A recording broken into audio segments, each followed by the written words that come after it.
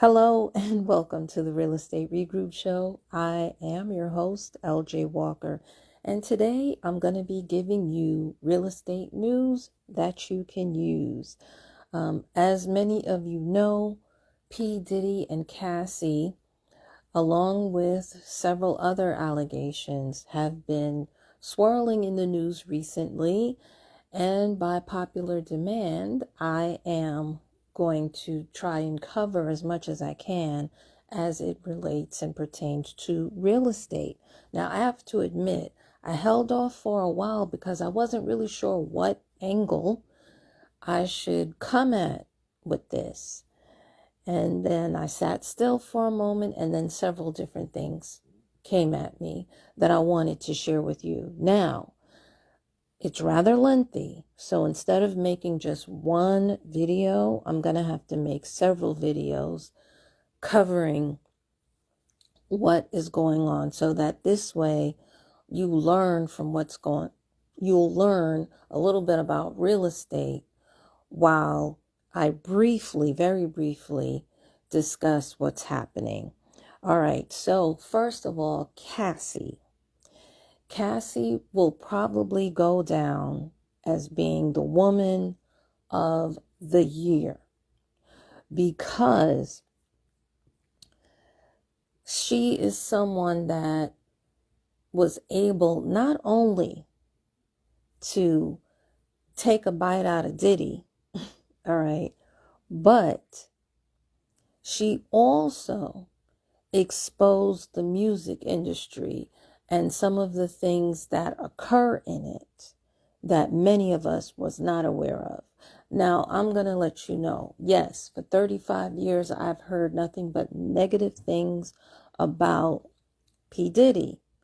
However, they were mainly just, okay, they have sex parties, he's money driven, he's arrogant, things like that.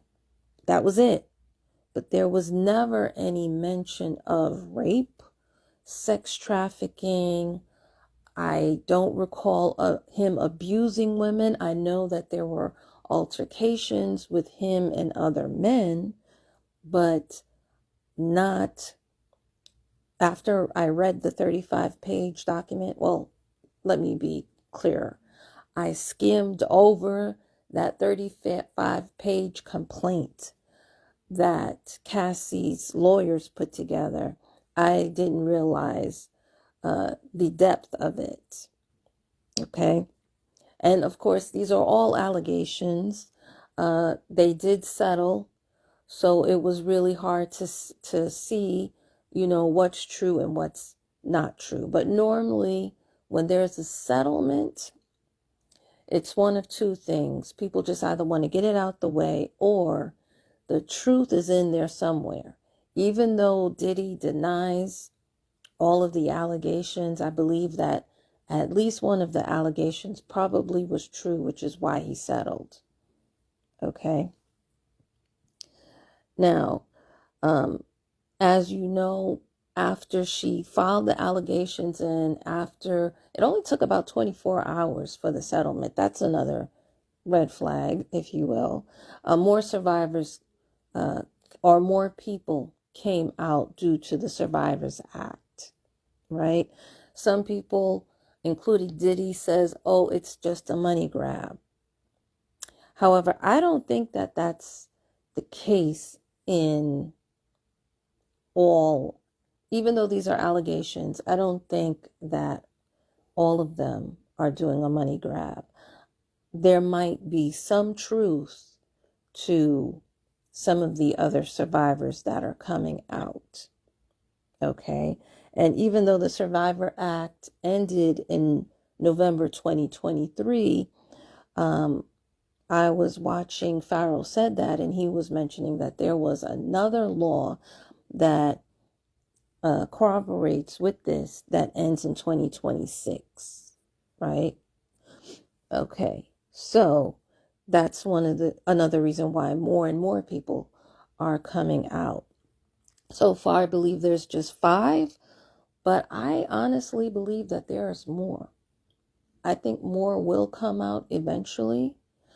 And I think that there are some more that are out there that won't come forward because they're too afraid, because they feel like they don't have enough evidence, because they feel like they don't have enough support, and because they probably are also embarrassed, among other things, right?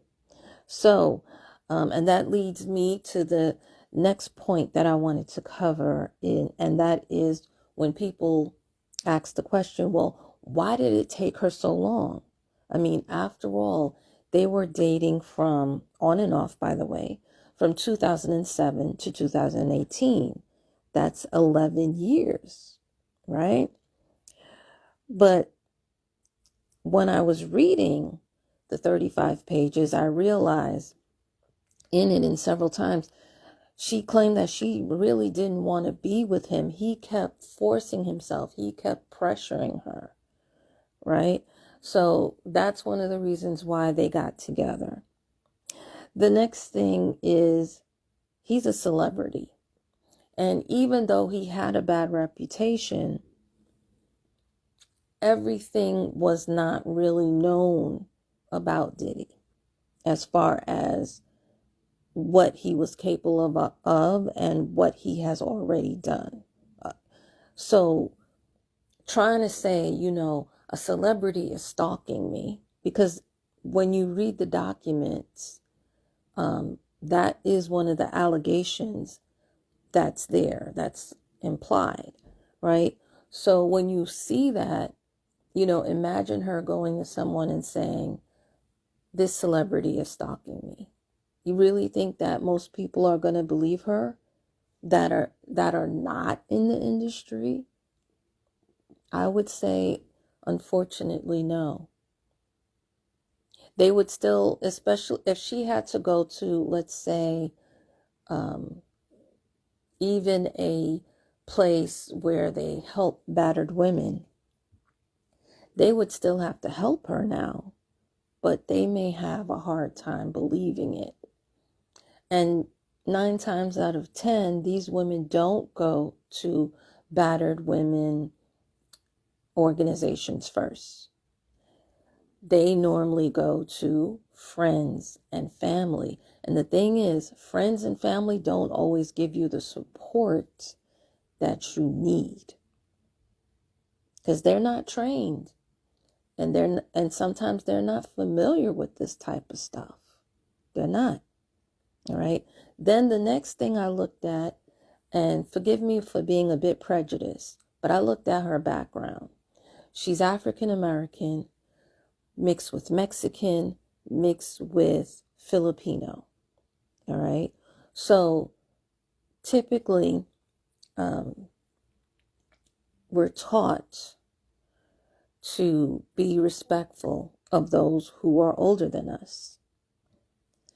And there is a significant difference. I think there's a 17-year age difference between Biggie and herself. So that's probably another reason why her no's, like when she said no, it probably was soft. And a lot of times when you give a soft no, people who are aggressive go in real hard on you. They're like, ooh, I'm going to definitely make her change her mind. I've witnessed that. I've experienced that. I know what that's like. So I believe that also played a part in it. And I know that I've spoken to people, because I've had some issues with people who are a lot older than me being disrespectful towards me. And when I shared that with friends, they would be like, well, my mama raised me that you're supposed to respect older people no matter what, because one day you're going to be old, and that's just how it is. You know what? I do believe in respecting people who are older, but when they cross your boundaries, when they are inappropriate and out of line, they need to be called on that, and they need to be held accountable to that. And people also want to throw the Bible, but the Bible also says that children should be respected. It's like people just read one verse, or they just read half of a verse and don't read the rest of it. You're not supposed to harm children. And granted, she was 19 when she met him, so technically, to a certain extent, she wasn't a child per se. She was considered an adult, but compared to him, she was a child. Because he was like, what, 37, 34, something like that. All right, so that's what I have to say on that. Then the other reason, of course, he was well connected. So that's why he was able to know her whereabouts just about at all time. You know, and it was not easy for her to pull away. She mentioned in the document that she did leave, escape, if you will, but he would always find her. Right? And I believe that. I as a matter of fact, I know that. He is well connected, even though I don't know him personally, even though I am not in the music business. I do believe, from seeing what I'm seeing of him, that P. Diddy is a well-connected individual. Okay. Now, what did shock me about that 35 pages is that I didn't see anything in there about their professional contract. You see, there was another contract where he signed her for 10 albums. However, she only released 2 albums and I believe 2 mixtapes. So I'm kind of curious as why that was not put in the lawsuit, and will that be a different lawsuit? That's, yet to come. But I did think that was weird. All right, so that's my opinion on those issues. As you know, I used to work for Volunteers of America with battered, and the building was for battered women. I wasn't a counselor or anything, but I'm just giving you my 2 cents of the question that was on many people's minds that I wanted to share with you guys. All right, so now moving on to real estate. All right, so I went to one of my tools that I use to do background checks, and it said that she owned no assets. And I was like, now this is odd. How is that? Because with her being with Diddy for 11 years, it's shocking that he would have never given her any money. But even if he never gave her any money, because he is well connected, I was thinking to myself, she must have also made connections with the other people he was connected to. Positive people, not the negative ones, right? That's what I was thinking in my head. But then I said, well, you know what? Let me call the skip tracer and find out. And they said, you know what? Everybody doesn't necessarily make their address available for public record. Then I thought about something else. My mind just clicked, right? After the lady said that to me on the phone. I was like, wow, that would actually be a smart thing. That would actually be a good thing, considering the history that the 2 people have had between Cassie and P. Diddy, right? But then I thought about something, and I remember there's something called a confidentiality program. So I looked it up, and this program actually prevents the address of domestic violence survivors. It prevents it from being made public, right? Now, it's only in 39 states. It's not everywhere. And here's the thing. Cassie probably did know about it earlier on, but she probably definitely know. I'm almost certain she knows about it right now, right? And the other thing too is here's something else that might shock you. A lot of people who are in domestic violence relationships don't know or don't realize that they are in a domestic violence relationship. Here's the thing too. This program not only works for domestic violence, it also is for people who are being stalked. And the thing is, here's the other thing. A lot of people who are being stalked, a lot of times it takes them a while before they realize, hey, wait a minute, I'm being followed. Weird things are happening to me that shouldn't happen to me. So this is why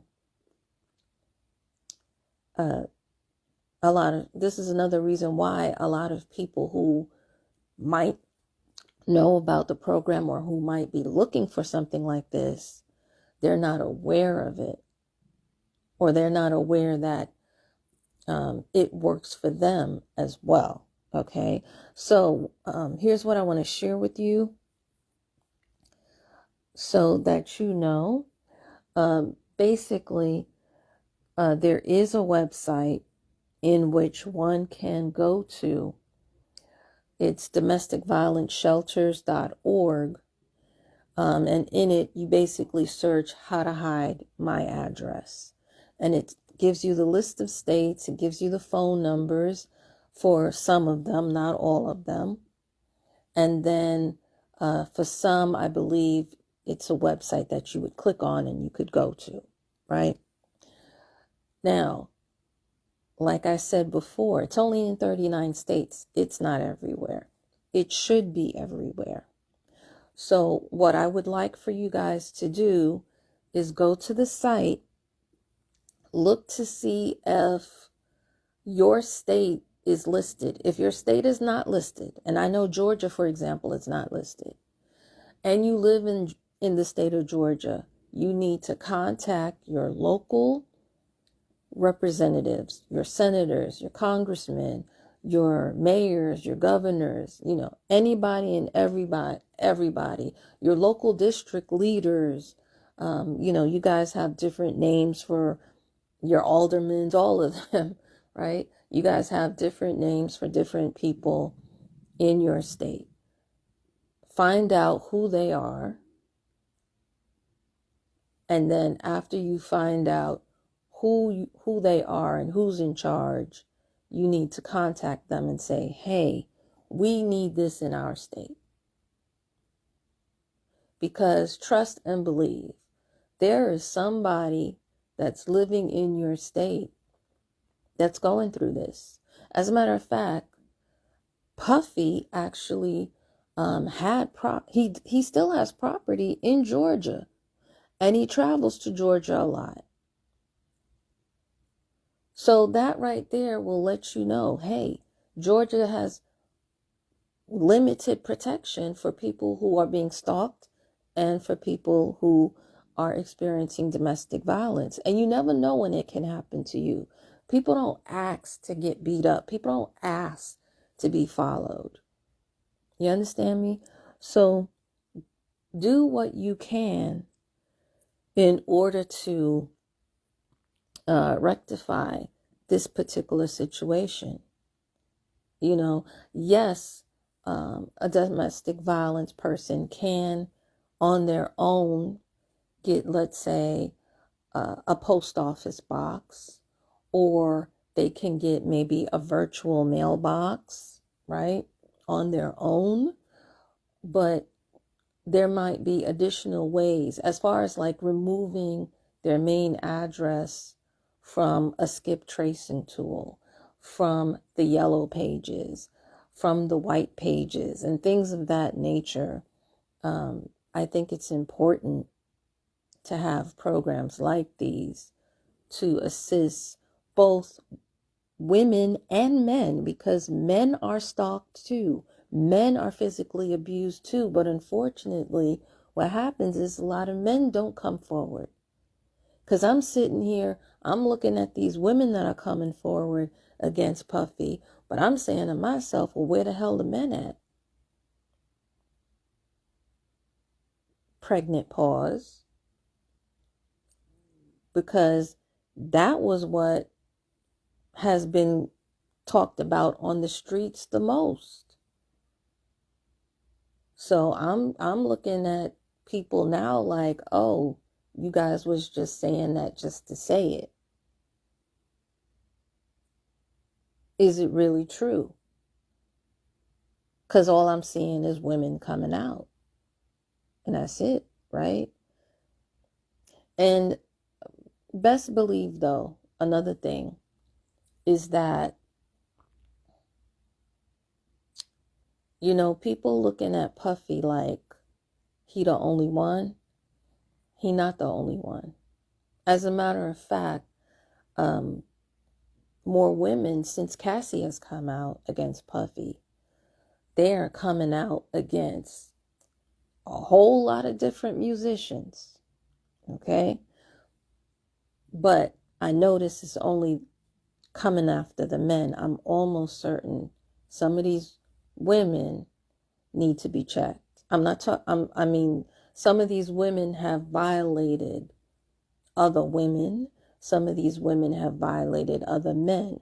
They're actually, when I heard about sex trafficking within the music industry, Cassie actually was not the first person to bring that out. There was another woman who's actually did a hour-length video on YouTube that exposed that I found out about. And she mentioned that the person that sex trafficked her, the one that she went for help, for help to get her out of the situation she was in, was actually another woman, not a man. Okay? So guys, that's what I wanted to leave you with. That's what I want you to know. I also want you to please be graceful when other people are going through whatever it is that they are going through.